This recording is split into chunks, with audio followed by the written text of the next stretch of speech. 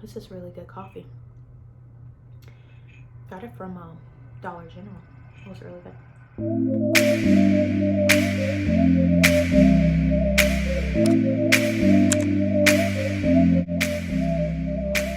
Hey everyone, welcome back to my channel. I'm Tamika Denise. I almost forgot my name. Awkward. If you're new, welcome back. I really wanted to talk to you guys today about my journey of self-love and self-healing, and just learning how to take care of myself and practice self-care, which I'm still learning how to practice. Um, Everyone has that one situation that like makes or breaks them. Um, it could be like a breakup, it could be like a new transition in life. I don't know. Anyways, for me, it was definitely my breakup. My breakup literally changed the person of who I was, not for the better, but probably for the worse. Um, I had built up so much insecurity, so many walls. I was isolated for a very long time. I did not want to talk to anyone. I didn't want to deal with anyone. It really made me hate people. Like, and it's not funny, but I'm just, if I can be real, that's how I felt. I didn't want to be around people. I didn't want people asking about my business. I didn't want people asking about me. I didn't feel like people were genuine, and I really like put myself in a isolated corner and didn't want to deal with anyone. Um, for a long time, I was bitter, and I can openly say that because I've been healed from that. I was really bitter. I was really insecure. I really felt like, why did this have to happen to me? Um, and, during those times, you want to play victim and you want to, act like you were the best person ever. But that also, with going through the breakup, it actually gave me some time of self reflection.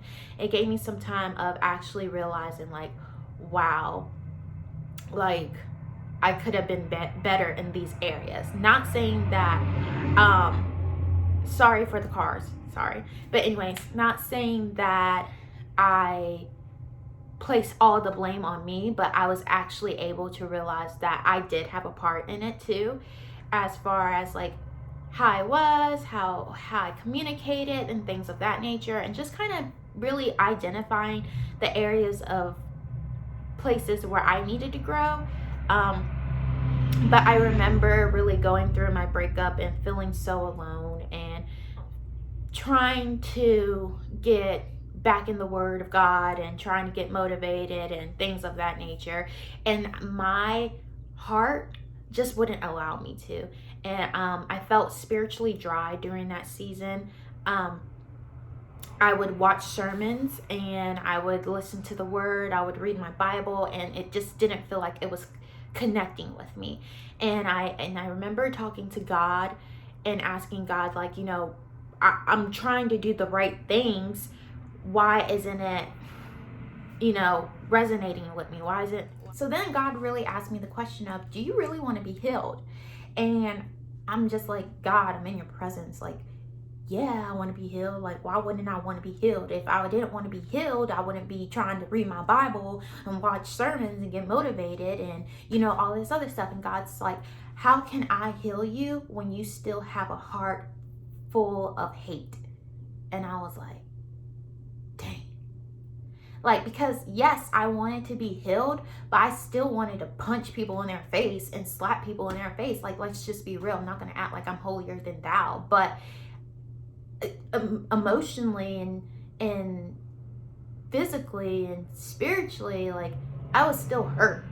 And I wanted to hurt someone as bad as they hurt me. So, like, you hear the thing, hurt people hurt people. I wanted my ex to hurt just as bad as I hurt it. And he won't hurt him. Like, he's living his best life, like, whatever. And so I was so mad because I'm just like, I'm here, I'm depressed, I'm crying, I'm losing weight, I'm doing all this stuff, looking crazy. And, he's not hurting, he's not feeling the same pain that I feel.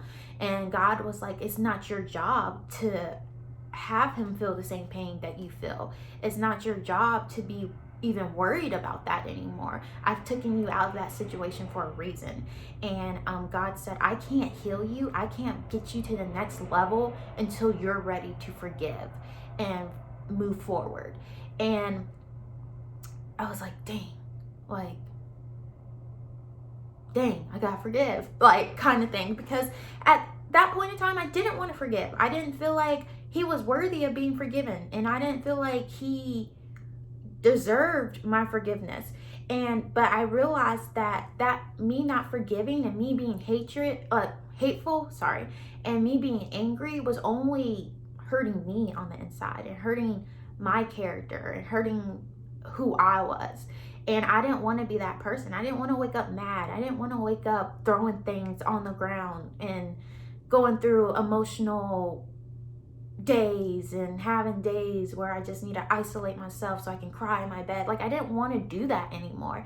And I said, God, I'll do whatever I need to do. So if that's forgiveness, then let's do it, because I want to move forward. I don't want to be in this place anymore. And that's one thing. God is not going to heal you and restore you when you still are looking for revenge, or you still have a bad place, like you have a bad thought in your heart, because it's just like making macaroni, like like you don't want to use bad milk or like bad cheese with fresh macaroni or whatever you're trying to do. Like, okay, I don't know how to cook. Okay, cool. But anyways, I know the ingredients though. But anyways, you don't want to mix bad ingredients with like sour stuff with good stuff. Like, that's gonna be nasty. And like, God doesn't want to do that. He can't take a sour heart and try to transform it to a pure heart. Like, you have to do that. You have to be willing to take the steps and trust God of understanding, things happen for a reason, and you're either going to move forward and trust God and try to ask God to renew yourself and become renewed, or you're going to still stay in that stale spot of being sour, being nasty, being ugly, being in your past, and continue to live in your past and trying to move forward, but you're still drugged by your past. And you don't want that to happen, because that doesn't help anybody. And so I really once I really figured that out, that's when I really started really focusing on healing, really focusing on self-care, really focusing on self-love. And so, I do an affirmation every day of telling myself I'm beautiful, because in one point of my life, I thought I was ugly, and I hated myself, and I hated the skin I was in, and I hated my hair, and I hated my teeth, and I hated everything about me. And so now I do self-affirmations. For self-care, I've tried to find out what it is that makes Tamiko happy. And don't let social media influence you on your self-care. If you don't like reading, don't pick up a book and say, oh, I'm practicing self-care, because that's gonna make you resent yourself more. Or if you hate typing, so for me, I thought blogging was gonna be my thing. I love to blog, all this other stuff. I don't even do my paperwork on time. Hope my boss doesn't watch this, but I hate looking at my computer. I hate typing. So yeah, just like I said, practicing self-care, practicing self-love, and just finding your way of self-healing is just so important at this age right now, especially if you're going through a lot of stuff. I